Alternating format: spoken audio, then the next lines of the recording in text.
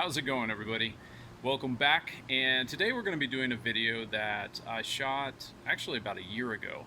It's been since last November when I was out and about with the Miata and it didn't start. And I'd been having some intermittent problems with the starter on my Miata, and I knew it was the starter. It wasn't the wiring, it wasn't the battery, it wasn't fueling. I had tested all those things, and I had actually purchased a new starter, and just so happened that I was out getting groceries actually, and it died on me. And the normal techniques where you smack it with a hammer, that can work sometimes when the solenoid is not activating correctly. That a sharp strike can get it to click back in, and then the next time you turn it over, it'll actually turn over. But in this case, nope, it was dead. So if you're going to be stuck out in a very flat parking lot and you have to push start your car, the Miata is the car to do that in, definitely. It's very light, and you can actually push. I was able to push start it first time, which I'm proud of, in a very flat parking lot. So I had to get it up to a little bit of speed, jump in the car, and crank it over and let the momentum do the rest, do the work of the starter. So in this case, I decided not to get the regular NA starter. I bought a NB starter. In fact, let's take a look.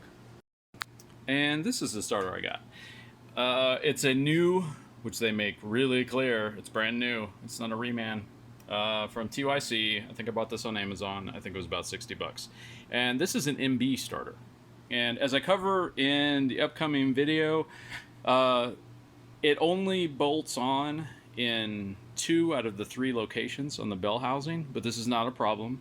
Like I said, I shot the video you're about to see last year. I've been running with it with absolutely no problems.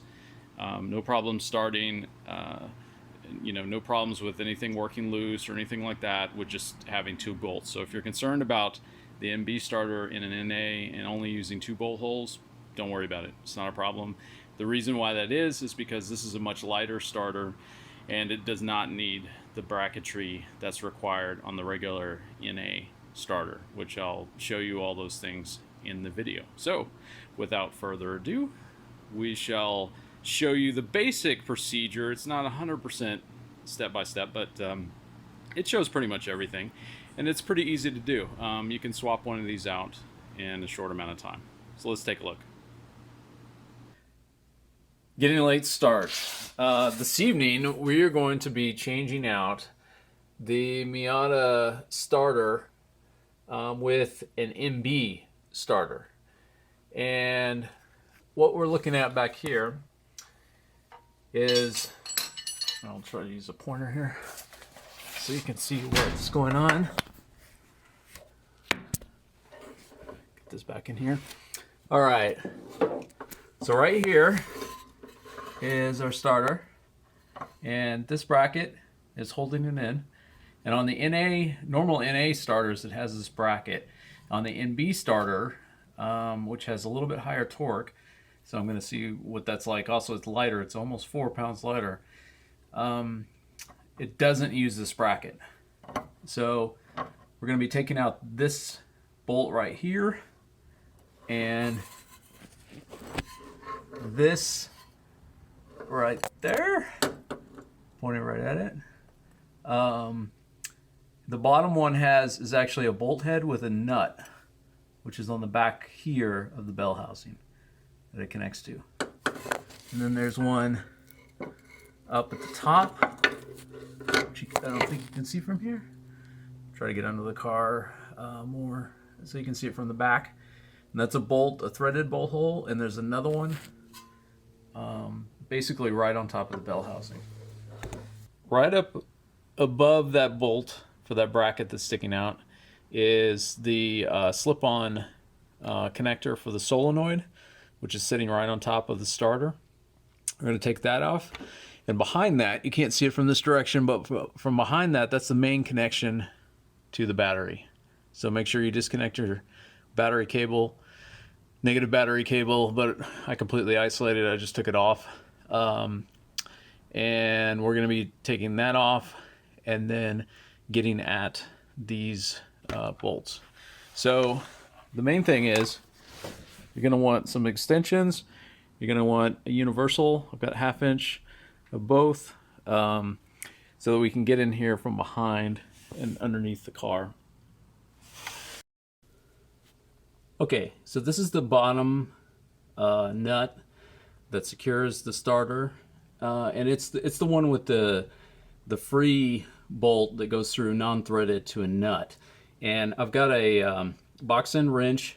It's a 14 millimeter on the end of that nut, and it's going to brace itself automatically against that bottom little stub, so it's not going anywhere. And then I've got a universal with a 14 millimeter and a couple of extensions. I had to use the 3/8 because it was not fitting. It's really tight right there. My 1/2 inch thing was too fat for that, so I had to use the 3/8. And then so anyway, and then rotate it off from the front, and then this nut will come out. And to do that, if you haven't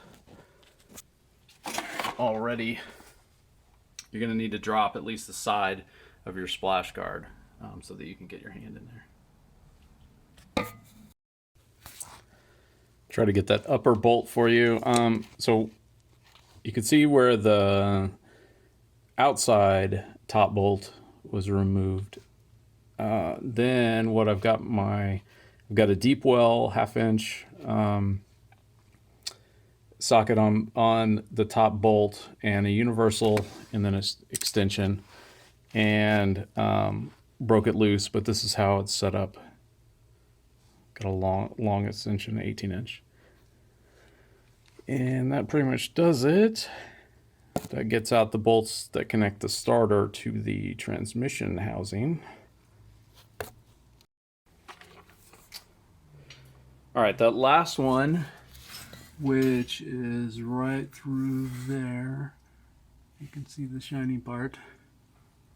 I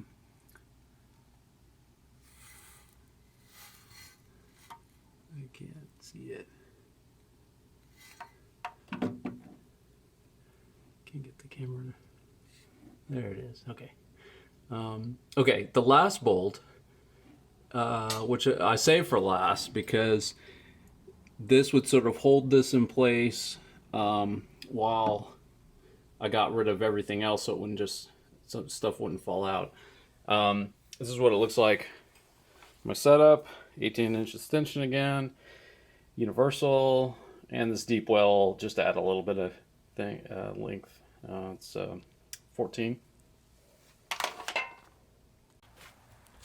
All right, so with a little bit of maneuvering, we got this old crappy thing free.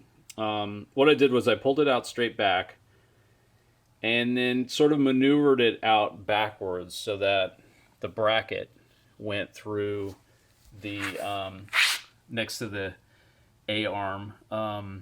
Didn't have to come out the front or anything like that, just in between the A-arm and the rest of the wheel well. And some rotation and different types of things to get it around, and it came out. So this NB one is just a little bit smaller, and it's a little bit shorter and a little bit thinner around. And then also you'll notice that this one and this one are the ones that are going to bolt up. This one is not going to fit. So if you look at what this looks like, if I measure, I've already measured. If I measure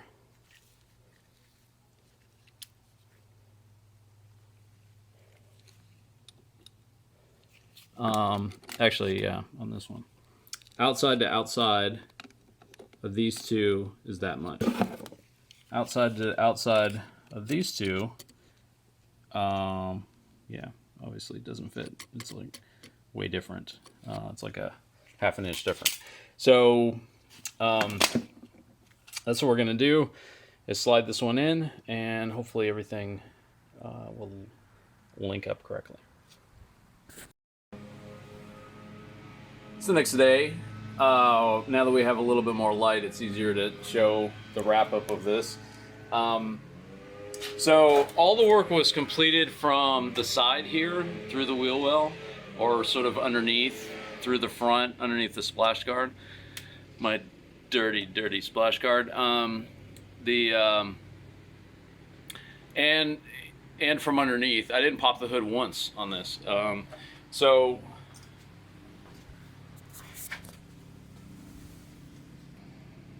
the new starter's in there, and we replugged in the line to the solenoid, and we bolted back on the main power and reconnected our battery, and started up just fine. So this is what we have left from the original starter, and I just wanted to show you this. This is what you'll not be reusing. So the bracket is not going to be reused, so you don't even have to bother taking that off.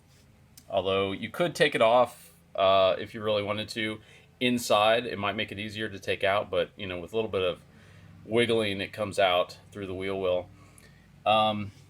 This is the bolt that goes into the bracket right here, and then we have also, let's see, this is the old nut that was on the starter head there for the power.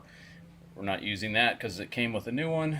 The long bolt is for the middle upper bolt, and which is this one, the threaded one, and then this one we use, and the one on the opposite side are the two bolts that are going to be used.